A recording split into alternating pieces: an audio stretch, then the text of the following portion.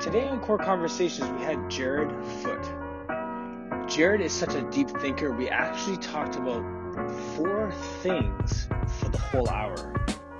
We talked about his animal flow, yoga, and how that ties into his Pilates discovery. We touched on mindfulness, took some good time unpacking exactly what that means. We talked about evolution and his business name of Evolve with Jared and what it means to actually evolve. And lastly, we talked about quarantine and the benefits and how that's helped us as coaches to get stronger with our verbal cues because we can't get hands-on with people. Enjoy the conversation and think about what he talks about today. It's pretty deep stuff, and it definitely makes us all better as coaches. Enjoy the conversation. Yeah, absolutely. So hey everyone, my name's Jared. You can find me through social media and my website. My handle is Evolve with Jared on pretty much everything. So I'm on Instagram, TikTok, Facebook, LinkedIn even. You can find me through my name, Jared Foote.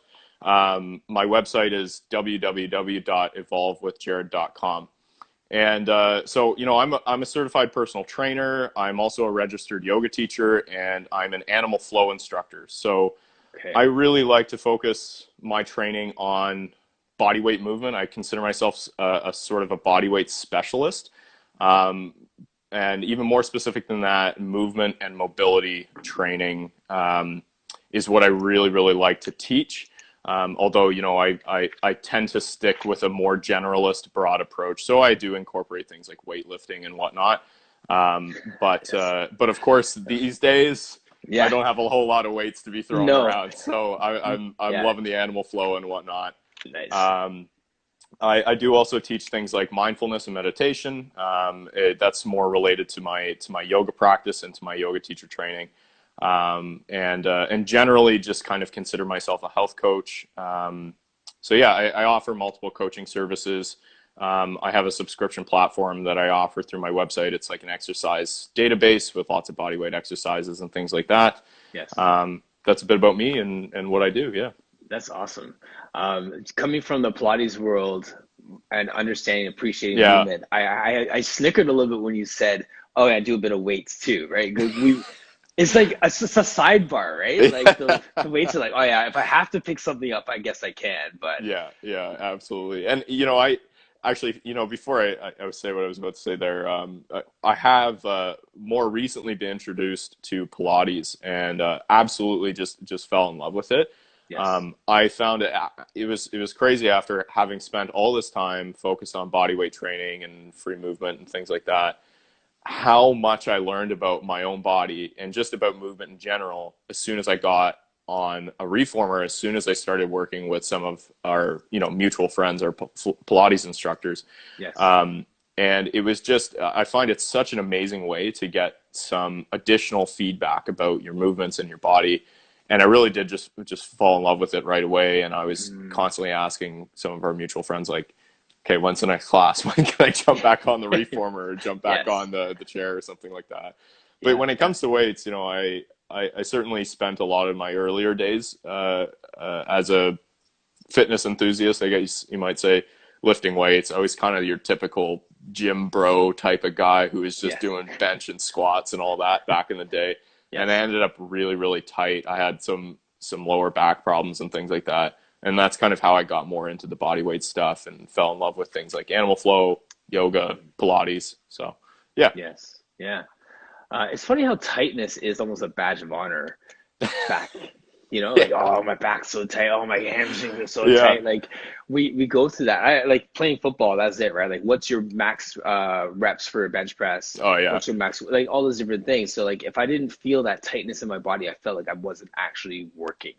For sure. Yeah. I kind of felt the same way, I guess. It was, I like that term. It was a badge of honor, I guess, because it was like the tighter you felt, the stronger you felt, I guess, in a weird way. And it never kind of clued to me that the range of motion and the sort of free movement and the mobility played into the strength as well.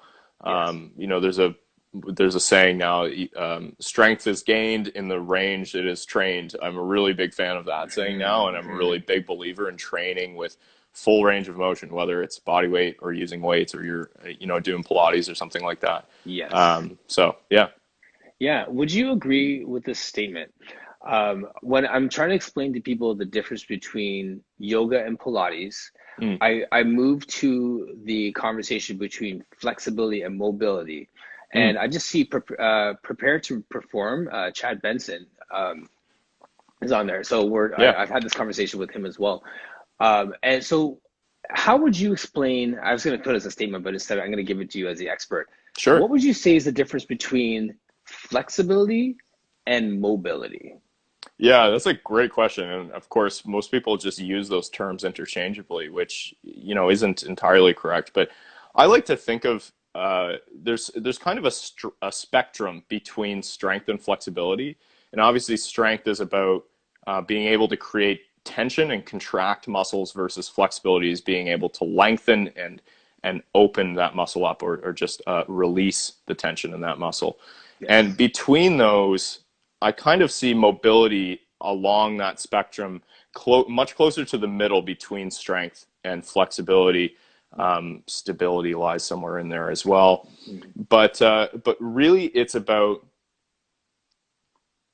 training through full range of motion, but not in a passive way, in a very active way, where you're not just sort of allowing, don't get me wrong, I love yoga, and I believe that there is a huge place for most people to incorporate yoga into their training, especially styles of yoga like yin, where you are Yes. allowing gravity to do a lot of the work and you're just trying to relax into the postures and not really be very active at all.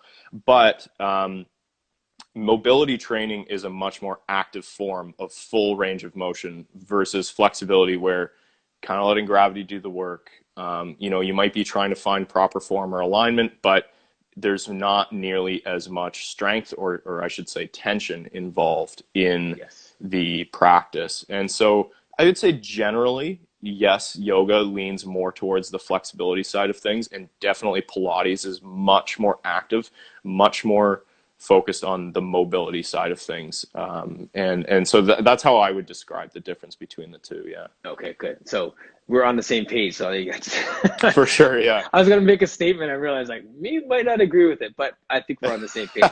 Yeah, Uh, absolutely. yeah, because I was gonna say basically Pilates does speak to that strength through a range of motion. Hmm. So when I explain to people what Pilates is, I use that phrase in there at some point. Say it's working on mobility and strength through a range of motion as opposed to just getting bendy, Yeah, yeah, absolutely. right? Hmm. Yeah. So when you said earlier about being a body weight specialist, Mm. what does that mean? Since all of us Yeah. should be body weight specialists. Fair enough. I think most people approach the exercising and things like that. I don't mean to get too deep here so quick Oh, in the please get as conversation, deep as but you want. Like, I find that so people are so outwardly focused in not just their approach to exercise and movement and things like that, but just generally, we're so focused on material things and we're so focused on our sort of external lives, our external selves, that we don't really realize that a lot of the tools and things that we really need to be healthy and happy are right here.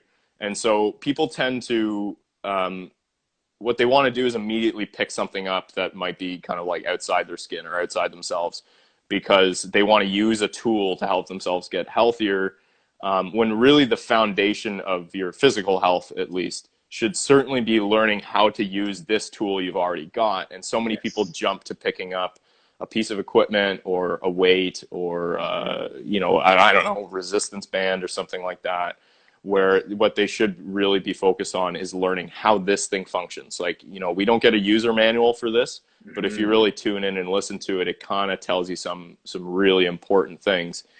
And so I consider myself a bodyweight specialist because I guess I had some form of that realization after lifting weights so intensely for so long, that I hadn't actually even realized how this thing really functions before I tossed like a 200-pound barbell on my back and just squatted Right. like a madman Yeah. and ended up with back problems. So, I had to do some reverse engineering and go back to the drawing board and say, all right, let's start with this thing. And Hmm. once I feel more comfortable here, I'll start picking up other things like weights and whatnot again. Yeah. But And yeah, it's not like I completely threw out those tools altogether. They are very important, and I They're don't tools in think, your toolbox for sure. You need yeah, to, yeah, yeah. absolutely. It's I really believe strongly that there's no single practice, like no single form of exercise that's complete all by itself, whether it's weightlifting or yoga or Pilates or animal flow, any of these things in and of themselves are missing something. But when you start putting them together, you find a more complete package. And I find Right. that it's easier to get that complete package without putting too many layers on top of each other Yes. if you Yes. start with some form of body weight focused training. Yeah. 100%. Yeah, Hmm. 100% agree with you. Joseph Pilates called Contrology the complete exercise system. Oh, I like that. I like that a Yeah. lot. Yeah, he did. Very If you look cool. at his book, Return to Life Through Contrology, he talks about that. And like you, because I have other tools in my toolbox from sport conditioning to Pilates to Yeah. everything, I like to think that I can pull from everywhere and help people. Joseph Pilates, if he was sitting in this room, he would say, no, Pilates, Contrology is the complete exercise system. Hmm. Wow. And he would argue it. And there's actually, I went to a seminar once, and he had wrote a letter to JFK Hmm. when the president of the United States at the time had said that there was an epidemic with obesity and childhood obesity and all these different things that are going on in the world that are Right. affecting us. He wrote a Right. letter to the president. There's a copy of it. I have a picture of it from the slide where Yeah. he said to the president, like, I have the answer. This is the Hmm. complete exercise system, and explains how every person in the United States needs to be doing this. That's how confident he was in his exercise system. Wow, that's admirable for sure. It's Yeah. admirable, yeah. Yeah. But then the other side to that too is as you dig deeper into the work, you realize that he has a pretty good argument there because you are mastering your body weight. You have Hmm. these resistance training components that come into it. You have all these different things. So I don't know if I'm comfortable enough to say like I'm gonna drop every other tool and just do this. Yeah. But if you saw my podcast or my conversation with Kathy Ross Nash from Wednesday, Hmm. she talked about her son, how when he went to play football for University of Illinois or Chicago, Hmm. she told him not to work out, just doing Pilates and yoga while he was Okay. there. Yeah. And he was the first freshman to play, like to not redshirt and play. Right. Went on to have a great career. Hmm. One of the gentlemen that I did my training with also was challenged by his instructor, Romana, who was trained by Joseph Pilates to stop working out Right. while he got Pilates in the system. So he stopped working out for a series of time while he was getting in his body. And then when I learned, I was challenged by him to do the same thing. Okay. Yeah. So for 18 months, I did not lift. I didn't do any resistance training. I just did Yeah. Pilates. Hmm. And I came out of it probably about 5 pounds lighter, lost some muscle mass, Hmm. but like stronger, Yeah. faster, like stronger in those weaker areas. I still playing flag football, like tearing interceptions out of the Yeah. sky. Like, Yeah. you know what I'm saying? Like, so I That's cool. liked yeah, it's pretty cool. Like that is like the no weight challenge that I might throw out there for people who want to Yeah. You see know how the what? body moves. And to that point, if somebody said, okay, you've got to pick one, you might categorize it differently, but Modality. just modality. Yeah, that's a great term. If you had to pick one modality as like the most complete practice, then I probably wouldn't hesitate to say, yeah, Pilates, because certainly there's the addition of sort of like external tools that you can use for pulling and whatnot. And it is very body weight focused. There's strength, there's flexibility, there's mobility, there's stability. And so, yeah, I guess thinking again, it certainly is more complete than anything else I can bring to mind for sure. I'm hesitant to say, maybe I got to learn a bit more. Can I ask, what was the book that you mentioned he wrote, Joseph Pilates? Return to life through Contrology. I have it right here. Return to Life Through Contrology. Okay, I'll remember that one. I'm really interested to read it. And in all honesty, I've been Yeah. meaning to get a bit deeper into the history of Pilates and Joseph himself. I'm So putting that it in the might be comment a section good. here. Oh yeah, yeah, that might be a good place to go. But I can see I can definitely see how you could make a strong argument for that. I'm still a bit hesitant to say that anything is fully complete in and of itself, but It's yeah, you know yeah, what? I can't argue with that until I learn a little bit more for sure. Yeah. yeah. We'll talk about your animal flow. I think that's absolutely Oh yeah. fascinating for everyone who loves movement. So, Yeah. and you move so Um, well too, man. Like you're oh, thank you. so fluid, man. Like, oh, it's sick. Love watching. Um, yeah, I appreciate that. And you know, fluidity and sort of like grace of movement is definitely something that I sort of aspire towards and continuously work on, because I think it represents, you know, healthy joints and strength and flexibility, all these things. But yeah, animal flow, I absolutely fell in love with it, and I haven't been doing it for that long. So I really started getting into it, you know, around, what was it, August of 2019. I had a yoga teacher um, who sort of combined the modalities of yoga and animal flow. And animal flow Mm, definitely is sort of a new branch, you might think of it, or just something that has stemmed out of yoga. Um, and so he sort of taught both, and we did a workshop on animal movement, and I started falling in love with it. Then I started asking more questions, and he said, "Oh, you know what? You should consider doing your instructor certification because you're good at this stuff." And I yeah. was like, "Yeah, you know what? That sounds interesting." So when I got back to Canada, because I was abroad at the time, when I got back to Canada, I looked up Animal Flow, which is the organization in North America that teaches this stuff and offers certification. And I found a workshop for level one instructors, and I went to that workshop and just if I wasn't already in love with it, I was definitely in love with You it just then. ate it up, eh? Yeah, and it Yeah. it really, for a time, it sort of, you know, because I was really learning the fundamentals of it and stuff, it almost completely replaced my yoga practice for a little while. Okay. And for the last little while, I've been kind of mixing the two together, kind of breaking some of the rules and stretching some of the traditional guidelines around this stuff because I just love both so much, and I see place for the two to really meld together. Yeah. But for those who aren't really familiar with animal movement or what it is, or animal flow, I should say, it's really inspired by this big term, contralateral movement patterns. So if you look at the average person in the gym, most of the movements they're doing are somewhat symmetrical. Maybe they're unilateral, where they're using only one side of the body, but Yes.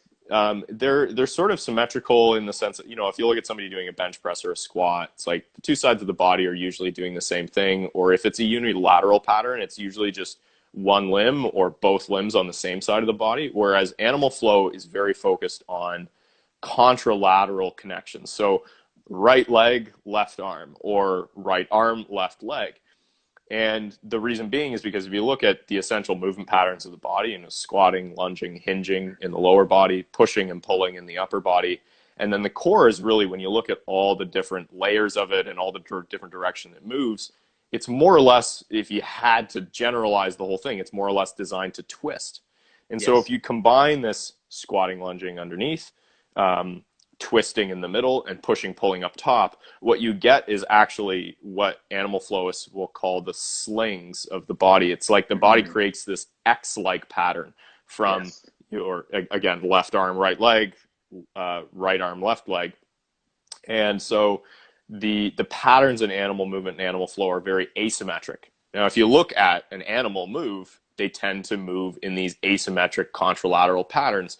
And so all of the movements and the systems of designing flows that they've come up with are all surrounding this. And that's why animal flowists look very much like kind of sometimes freaky looking animals when they're moving Yes. Yeah. around and Like doing a their puma practice. moving around. Yeah. I get it. Yeah, Right. absolutely. But you know, and the last thing that I really fell in love with was, I did find that focusing so much on yoga for a long time after weightlifting, you know, kind of similar story to you, but probably more on the extreme ends, where I was super strong, super tight, and then I went to yoga and I became super flexible, and I lost a lot of strength. I gained a lot of other things that I found more valuable at the time, but I Yes. knew that there was something, there was kind of some happy medium I was still looking for, Mm, and I really felt like I found that with Animal Flow. I still, you know, I use calisthenics a lot. I think the one thing that's definitely missing from Animal Flow and yoga is pulling. So even just the simple Yeah, addition yeah. of doing something with a pull-up bar or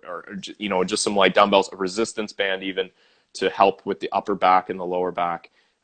I think that's one of the key components that's missing in those practices for me. So I combine these modalities with weightlifting and calisthenics. Right. But yeah, that's why I love Animal Flow and a little bit about what it is. Yeah. Right. I think it's amazing when people find a modality that just resonates with them. Like if Mm, you had that flow from yoga and someone's like, you'll probably be good at this. You try it and you're like, I love this. Like this yeah, is, like that's a cool moment. it That's a feels really good cool moment. Yeah, for exactly. sure. Yeah, And I, yeah, and I love when our clients get that too, because there's so many times in our lives where we have people that come to us and they probably never worked out when they were kids. right. And like I call them my court ordered people, right? Where their Mm, doctor said, you're 48, you're going to die by 50 if you don't start exercising, go to a gym, yeah, absolutely. right? So I then hear they're you. here, right? And then they find this. So like, I think that's very cool that you found that and you can Yeah, share your love for that. yeah, that's awesome. I mean, would you say that you found that with Pilates? No, no, no. No? Pilates kicked my butt, and I decided that I'm not gonna let it master me. I Um, see. Yeah. so I came back for more. And I had taken some classes in the past, but Kelsey, Oh yeah, and yeah, she knows the story so well. When at Lifetime and everyone's big and strong and getting their numbers in on their bench press and stuff, yeah. she's like, "Hey, I'm doing this Pilates for athletes class, Oh, right?" cool. So Yeah. that's cool. So yeah, we go and do it, and then everything's going fine until we do this one exercise that required me to use my psoas, Ah, and I could not move the reformer on one side. The right oh, side, no problem, in and out. yeah, Left side, nothing there. yeah, yeah, absolutely.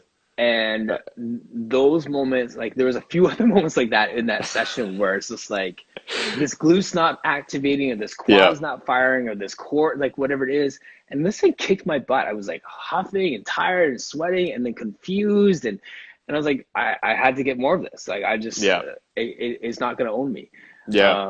So from there, that kept me coming back and I started digging deeper into it, started taking classes and got my full certs and Hmm. did apprenticeships and just found like the best in the business and just That's started to awesome. just chase after it, man. So, Hmm. but Yeah. yeah, it owned me.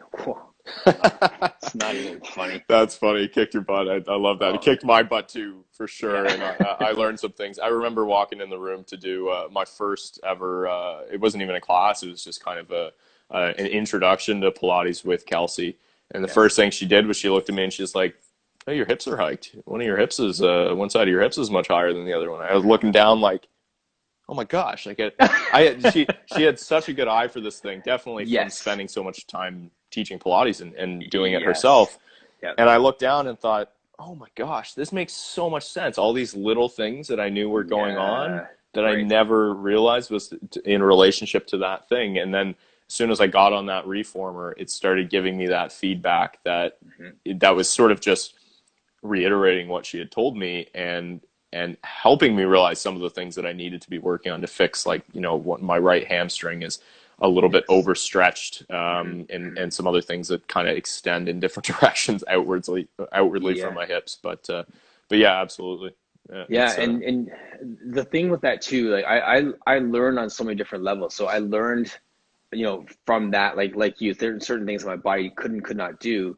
But then I also saw how like her and there's other instructors I've taken that have this incredible eye. mm, yeah, And I was like, I want that eye too, right? Or yep, they have a tactile cue that just makes perfect sense. So I for started to sure, just chase after these different ways of teaching and connecting with people, just to make my coaching sharper in general, for sure, yeah. right? So I'm sure you see it too. Like I mean, as a personal trainer, and then you take a yoga class or you take your animal flow, and then you come back to being a personal trainer, and like you have the best cues in the world. Yeah, yeah, for sure. I definitely have um, appreciated seeing the body and how to train people and how to coach from different perspectives, through training to teach these different modalities. And you develop a different eye in each one. And it's certainly, it definitely just takes time and practice and working with a large volume of people to get better with that eye, but having a different perspective on what it means to move and train and exercise and all these things really helps you develop that. And I think people who are focused on body weight, maybe I'm a little biased here, but I find that people who are focused on body weight styles of movement tend to have a really, really good eye. And it's just such a powerful thing to have as a coach, or it's such a powerful thing to have a coach with that eye, because otherwise, it's hard to say whether or not the program you're following is the right one for you, really. Yes, yeah, you're right, exactly. And it's as a trainer, it's easy to see if the bench is, if the bench press is like the bar is going up or down, like it's right there. But then like to look and see if a muscle's firing, or if those sort of things. That's a whole different skill set. Absolutely, yeah, for sure. One of the guys I had on earlier this week was Brett Howard, and he's a Pilates instructor, master coach, super smart guy, like just accolades forever behind this guy's name. He was talking about tactile cues, and just from what he was saying in terms of tactile cues, I learned so much from that conversation, because I was taught, let's say for example, I'm teaching you a leg circle, and I have like a really tight guy, and I may bend their knee to just get them to get that stirring of the hip in the hip joint or whatever, right? That sort of thing. So, but I was taught like tactile, like ethical touches, safe touches, all that sort of thing. He was saying like, is the muscle hot? Do you feel inflammation? Is there a clicking motion in, like, do you feel any clicking? Or so like, even like his hands are telling a different story than my hands. Right. Yeah, that's interesting. I find that I tend to think about this in what might seem like a strange way, but people have everybody has a different learning style, right? A lot of people are very visual, a lot of people are very auditory, and a lot of people are very tactile or proprioceptive. And everyone's somewhat of a mixture of the three, but you can usually figure out what kind of learning style is most appropriate for people based on the way they speak. So like I've noticed that I constantly say to people, "Oh, I hear you," or that makes sense to me, or I tend to be a more auditory person, and I've had to come to terms with the fact that I coach in a very auditory way. So it took me a long time as a yoga teacher to get comfortable with more tactile cueing, and with physical adjustments and things like that. I leaned more towards the verbal cues I was offering, right? And I had to really focus and open myself up to getting into some places I wasn't so comfortable with tactile cues, and just understanding people from a broader perspective, because it's so important to understand, what learning style does this person have, and how do you use that to your advantage as a coach so that they get the best possible cueing. It's really not an easy thing to do, and I think all coaches should be constantly practicing this because it's so challenging and it's so individual to the person. But obviously, just being mindful of that is going to be really helpful for both ourselves as coaches, but our clients as well. Yeah. Well, exactly, right. And if you think about it, those verbal cues are so helpful. If that's the way that your orientation, those tactile cues help, and then the visual too. It's so easy to just get down and just demonstrate that for them. Yeah, for sure. Yeah. Here, just do this, right? So when we can get to that place in our maturity as coaches where we can quickly identify the learner in front of us, and then find out what their language is and give it to them in their language, we're going to get so much more done. They're going to get so much more out of the workouts. Absolutely. Yeah. For sure. That's a next level skill.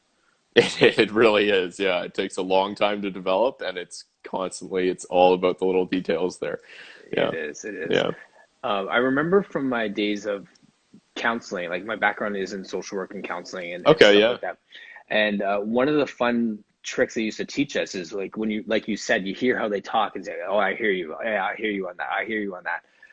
Or they may say, well, I feel like I need to do this. I feel I need to do that. I start to change the question. So if a person kept saying, I feel that I need to be doing this or that, I would open my question with, what do you think about this? Mm. Yeah, yeah, no, I see what you mean. It's all about the language and the feedback they're providing you, but as well as, if you're trying to elicit a specific response and you're not quite getting it, then you have to change how you are eliciting that thing, and your language is one way to use that. Yes. Obviously your body language is another way to do that. Yes. Something I hear all the time is, the communication is only 20% the words you're speaking and 80% everything else, your body language, all of Yes. those things. So, Yeah. yeah, it's a really, really fine-tuned skill, and it really just comes down to paying attention to what signals you're getting from people, what they're saying, but Yes. also, what they're doing with their body, their facial expressions, all those kinds of things. And that's, yeah, I would imagine having that background in counseling really, really helped you out as a coach, Oh, because you were absolutely. so Yeah. fine-tuned to those things.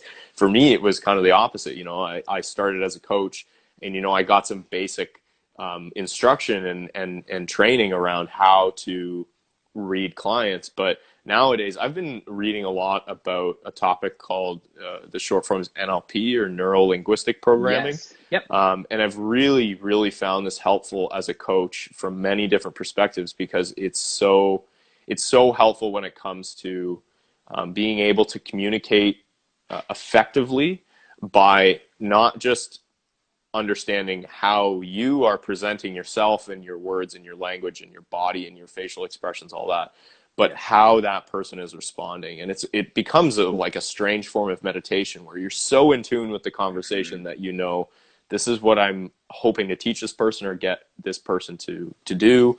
And Yes. this is their learning style. And so this is how I have to present my Yes. Right. information, basically. Right. But it's Yes. so challenging, and it just requires so much practice. So I'm learning more every day.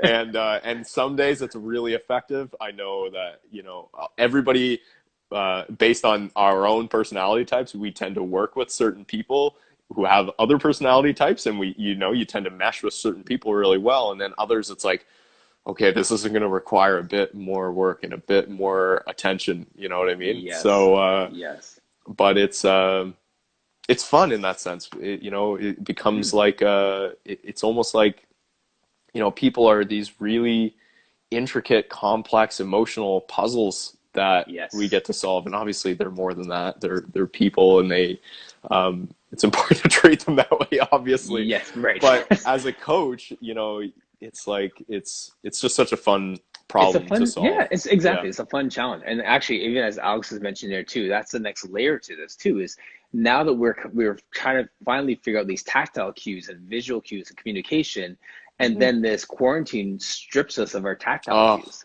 yeah, yeah, absolutely. It's been interesting. I have been doing online coaching before all of this happened, but obviously I'm doing more of it now, and people are looking for more of it now. Yes. And it's a strange dynamic. And even in a podcast, you Yes. can read the other person's facial expressions and their body language, but only from here up, right?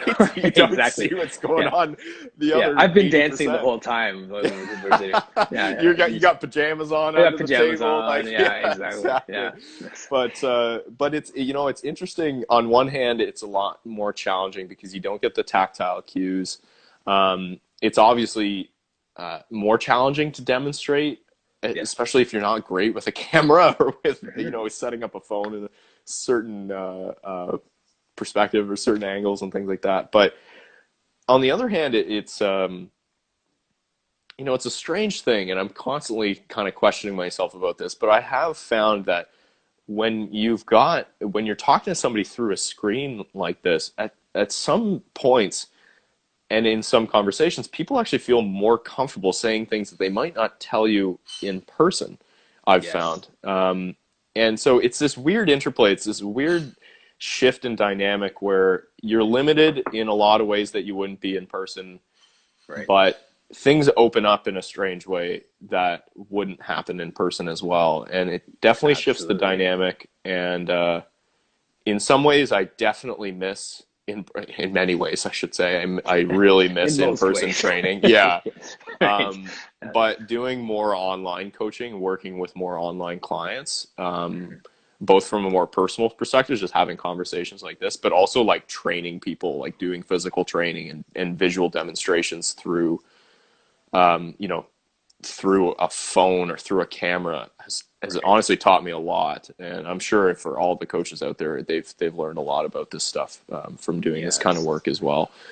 Right. Yeah. It's yeah, I love the challenge of it because now it's my verbal cues are getting so much sharper when I have to Yeah. talk someone through a Pilates class when you can see one angle, you know, Yeah. like, Yeah. and you see different things too. I mean, one of my clients, I just noticed her feet, one foot turns out more than the other that I would never be looking Oh, for in that exercise because my vantage point is usually above them or right. to the side. So I'm never standing at their foot angle to Hmm. see like their foot. So I'm catching new things too with clients I've had for a long time. Yeah. Yeah. That's really So interesting.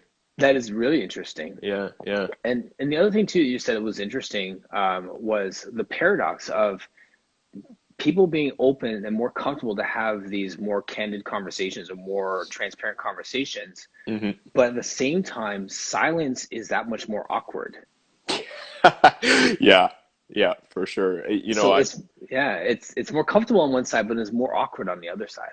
yeah. And for myself, I offer different coaching services. So I offer three. One is mindfulness coaching, which is very focused on meditation and breathing exercises, things like this, and just bringing mindfulness to daily life. Another one I offer is movement training, which is probably self-explanatory from our conversation today. And then the third one is I call it evolution coaching, along the lines with my brand, and really it's Yep. just a broader look at lifestyle. It's Okay. obviously there's some movement and mindfulness mixed in there, but you know, sleep and stress at work. I work with a lot of people who are entrepreneurs or you know, they work in corporate environments as well, and so we're very focused on, you know, stress management and things like that. But I find when I'm doing the coaching that's more mindfulness related or Mindful based. lifestyle related, Yes. um, it very much does come down to that unique perspective you get with somebody through the phone or through the screen. And it actually really comes to, I would say but our advantage, me and whoever it is that I'm working with, that, you know, I've just had, and obviously I can't share exactly what they are, but I've just had these Hmm. incredibly deep conversations with people, like almost the first time meeting them, Right out um, of the gate. right out of the gate, because Yes. people are just feeling, I think it's both the time we're in right now, you know, Yes. we're isolated in a lot of ways, and people are looking for an outlet really that I Hmm. think oftentimes as a coach, 80% of what we do is just listen, is just Yes. providing somebody an open ear. And so people just, I find they're just opening up so fast. Hmm. Um, it has occasionally been somewhat overwhelming for me. It's like, oh my gosh, like this person is going through some incredible things. Like, how am I going to help them? And I just have to remind myself that a lot of what they really need is just somebody to be empathetic and listen to what's going on. But Yes. it is it's just a strange dynamic to get used to, and it's Hmm. a strange new world we've got to get used to as well. Yeah. Absolutely. Mm-hmm. The phrase mindfulness becomes a kind of a Mm. catchphrase now. You see it everywhere. Yeah, How would you define the word mindfulness from your perspective? it's a hard thing to define, and in all Yeah, it honesty, is. It really is hard. Yeah. if I'm going to be blunt about it, I think in trying to define it, you actually lose the power of the word, or what it should really mean. I mean, if I was to go back and the term mindfulness was more or less coined by. Are you familiar with a man named John Kabat-Zinn or Kabat-Zinn? No. He's a phenomenal author, phenomenal mindfulness teacher. I'm probably going to butcher the history here. I'll do my best, but he's he's a doctor of sorts. I can't remember. He might be a psychologist or he might be more of like a medical doctor. I can't remember now. But he taught mindfulness in hospitals in the 80s. He was one of the first people to bring like very traditional Buddhist philosophies and principles to the West. But, you know, he's a Western guy. And so he knew that the language and the terminology was really foreign to people in the West, and people weren't really very accepting of it at the time. And so he started to use more or less Western language, and he took more or less what is what's called the Four Noble Truths and the Noble Eightfold Path in Buddhism, and he sort of more or less translated them and sort of summarized them a little bit, and coined the practice as mindfulness. And so that's where it comes from today. You know, if anybody's listening right now and they want to get deeper into this and they're interested in mindfulness, I'd recommend looking up Jon Kabat-Zinn, Jonkabat-Zinn, kind of a long name, but put it in the comment section there for us. Yeah, absolutely. That's a great idea. So Jon Kabat-Zinn, and he's got a book called Full Catastrophe Living, but it's really long. What I would recommend is just looking up what he calls the 7 attitudes of mindfulness. And really what it is these seven pretty simple ideas, attitudes, that really, when we're practicing meditation or just practicing mindfulness in daily life, the idea is that you hold these attitudes in your approach to anyone or anything, really. And that is, to him, sort of a translation of some of these principles in Buddhism. And I find with my mindfulness coaching clients, it's just an incredibly powerful thing to learn about. If I had to sum up mindfulness in a simple way, I would literally just point to those 7 attitudes, really. And it's because it translates to every area of their lives. So is it doing it justice when we summarize it too much? Like, do you feel like it loses meaning, or do you think that it's still beneficial? Again, you know, I think a big part of being mindful is recognizing the fact that things aren't quite as black and white as we often think about them as, or as we're sort of forced to describe things as when we use language. Because the act of speaking about anything is to define something using a verbal or written symbol, like letters or a word, right? But in actuality, things are much more complex and interrelated to their context, their surroundings, than they really are. And so mindfulness is the same way. It's a very, very complex, deep topic. And so by trying to define it, we are kind of stripping away some of its power. But at the same time, you know, you got to start somewhere. And, you know, if you want somebody to be interested, you have to be able to explain it in some kind of a simple way. So I'll try not to get overly deep on all this crazy stuff. Or sorry, it's not crazy, but I'll try not to get overly deep. And I would say the 7 attitudes of mindfulness are a great place to start, because on one side of the spectrum, you have to have a way to put some kind of a boundary on something so you know where to start. But just recognizing the fact that it's not so black and white. There's much more to it than just some, you know, the definition of what the word means. And it really is a beautiful practice that becomes very profound and starts to reach out to virtually everything in our lives when we start to practice it enough. So if I was to say it's a present state awareness. Yeah, it's a good way of putting it, you know, present moment awareness of thoughts and emotions and physical sensations. That's probably a good simplistic way to explain. Starting point. Yeah, absolutely. Right. I think because I'm very conscientious of that mindfulness piece in everything that we do, from eating to moving. Yes. Yeah. Right. So that's very key. And that's, like you said, it is such a broad statement. You did a beautiful job of explaining that and how deep it actually is. Yeah. Hmm. But actually, you bring up a good point, and you're reminding me now that we're talking about movement here more or less. But Yes. I think people like ourselves very much will view that topic through the lens of movement. I know I certainly do, and there's obviously a huge component of mindfulness in Pilates, in yoga, even in animal flow as well.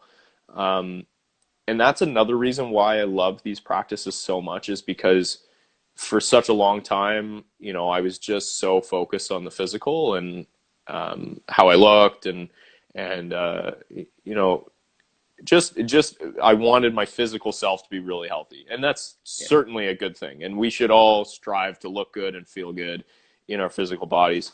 But recognizing that, there is certainly a mental aspect of exercise in whatever form you choose to do it. Yes. Athletes know this really, really well, of course, because mental training is so critical to their performance and their success on the field or on the court. Um, and whether you're practicing yoga or you're lifting weights, there is certainly room to practice having just an open, mindful awareness and just being Yes. aware of what's going on in your body, what's going on in your head. Um, Hmm. one of the most powerful things I found doing my yoga teacher training was learning about the Sanskrit words are the yamas and niyamas, but basically they're translated into self-disciplines and social disciplines. So Okay. how do you treat yourself while you're moving? Or, do you get on the bench press and you crank out 4 reps, but you were aiming for 5 or 6 and go, crap, like I didn't make as much progress as I was supposed to today, and you start beating yourself up? Or do you do what you can, you put forth your best effort, and you don't get the outcome you want, but you know that with time and with patience you will get there, right? You Yes. treat yourself with a bit more self-compassion, and that is all Absolutely. how this practice of mindfulness relates to movement, and ends up relating to many other things in life. Hmm. And so if you look at my social media, sometimes I use the term mindful movement because I'm always trying to encourage people to move with mindfulness. And Yes. I really appreciate coaches like yourselves and like other people who are fans of that as well, because I think it's just so important. Yeah. Yes. Absolutely. Hmm. And can you speak about the evolve component to what you do? Oh yeah.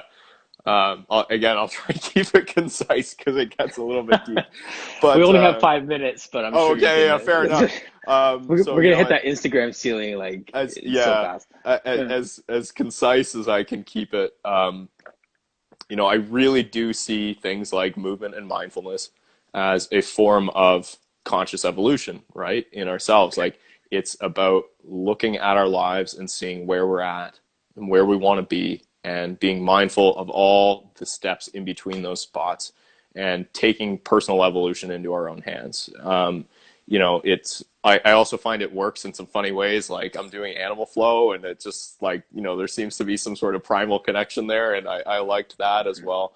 But I really do see that word evolution has a lot of power to me. It sort of goes Absolutely. beyond just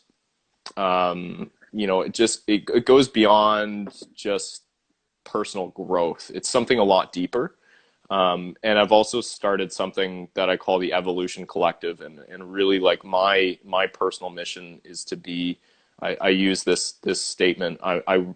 My personal mission is to be a catalyst for collective evolution, in the sense that, yes, we can make progress and we can take evolution into our own hands, our personal evolution, but it's so much more effective and so much more powerful and meaningful when we do it collectively, when we do it together, and when we, Yes. share each other's strengths and share each other's stories and journeys, to grow together. And so that's a bit about what that word means to me and why I use that word. Yeah. So like a synergistic power that comes from that. Absolutely. Yeah. And, Yeah. I try not to be, I think people sometimes think it's like spiritual, or they, For real. Yeah. Yeah. I actually, I have no problem with the term spiritual, but, it's, it doesn't have anything to do with any kind of like dogmatic or spiritual beliefs or anything like that. It's really just about teamwork. That's all it really is to me. Right. Without simplifying it too much, but yeah, yeah, that's what it is. Yeah. You almost like condensed it too much compared to the mindfulness. Exactly. You're like overshot one and like undershot the other. I'm trying to go back and forth from these two sides of the spectrum and maybe find somewhere in the middle, but maybe I'm just flip-flopping. Yeah. Yeah. Well, because I mean, like, not to get too much on the spiritual, but I think from a Christian perspective, where we hear the word evolution, you run away from evolution altogether. Right. Yeah, I hear you. Yeah. You run far from that, and then I think with doing that, you're missing the true sense of something evolving and adapting and recognizing what's happening in your surroundings and internalizing that. And like this, it is very elaborate and very in depth. Yeah. And it's funny because maybe people do sometimes associate it with that very sort of scientific approach. And, when it comes to spirituality for me, a long time ago, I was very averse to that kind of thing until somebody taught me that the word spiritual, like the root of it, spirit or spiritus in Latin, simply just means to breathe. Like that's all it means. And all of the things that like that practice of breathing just becomes very deep. It stems into mindfulness. It stems into meditation, of course. And you learn so many things about yourself and about your relationship to the other people in your life. And just through the way you breathe, it's incredible. And so that to me is sort of the root of spirituality, and it goes a lot deeper. Certainly I want people to understand that, I'm open to the approach. I'm not really dogmatic about, one particular way of thinking or style of training or anything like that. I'm open to anything and willing to learn from anyone. Yeah. Yeah. I think we could have spent an hour on the word evolution. Probably, yeah. I think we're getting close to the end of our time here. Yeah. Just a minute and 10 seconds left. So with that, Jared, I just want to thank you for this time, man. Like, it's been a great conversation. Yeah, thank you, Martin. I really appreciate this, and it's been a lot of fun. Yeah. Yeah, absolutely. So please follow Jared, and all the stuff is out here. You have so many great things. I don't know what to say. I'm still musing on all these topics, so I'm sure it's gonna be. Well, again, thanks so much, Martin. And if any of my followers are on here as well, Martin's an amazing coach. He's a great guy, and you should be following him as well. Personal Victory. He's got lots of great content. So yeah. Awesome. Thank you, sir. All right. Take care. All right. See you later. Bye bye. Thanks for joining us again today on Core Conversations.